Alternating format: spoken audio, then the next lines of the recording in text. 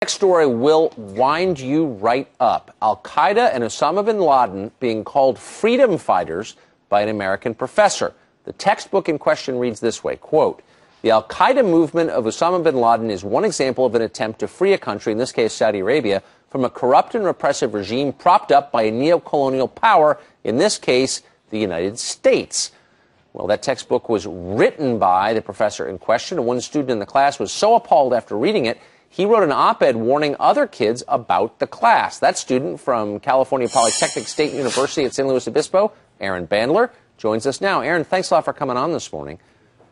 So, thanks for having me on, Tucker. Just to be completely clear, this is not in jest, it's not a parody, this is a straightforward claim that describes Osama bin Laden as a freedom fighter. Is that right? Yeah, it's correct, and I provided the quote in proper context.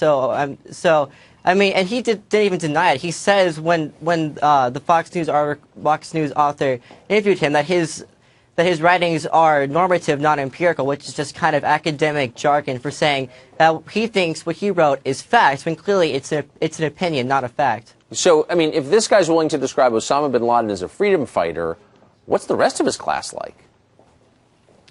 It's basically just progressivism 101. I mean, the entire class was just learning about how America sucks because capitalism fails, because the rich people are greedy, you know, big oil just pollutes the world and causes wars, man-made global warming is going to cause Armageddon, all kinds of just typical liberal garbage. I mean, that's really what Does anybody ever pipe up and say, if America's so bad, then how do you have a job indoors making above minimum wage? I mean, it's obviously a pretty generous country if we're employing mediocrities like you. Has anybody said that?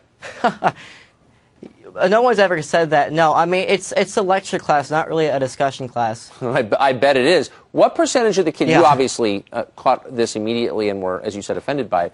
What percentage of the kids in your class just sort of nod like little robots and internalize this stuff, do you think? From what I could tell, it unfortunately seemed like the majority of them. That is so depressing. So it really is. Did the professor knows that you disagree? I hope he's watching this morning. Do you expect to face any kind of backlash from him or the school? You know, I don't think so. I mean, I don't really know what's going to happen. I'm sure running into him would be a little awkward, but I mean, I'm not in his class anymore. I don't think I would ever need to take him as professor again. So I don't think there'll be any backlash. At least I certainly hope not. Oh, it's unbelievable. Call me when you're in New York next time in the weekends. Lunch on me. Good for you for stepping up. For sure. So many don't. I'll take you up on that. Thanks, Aaron.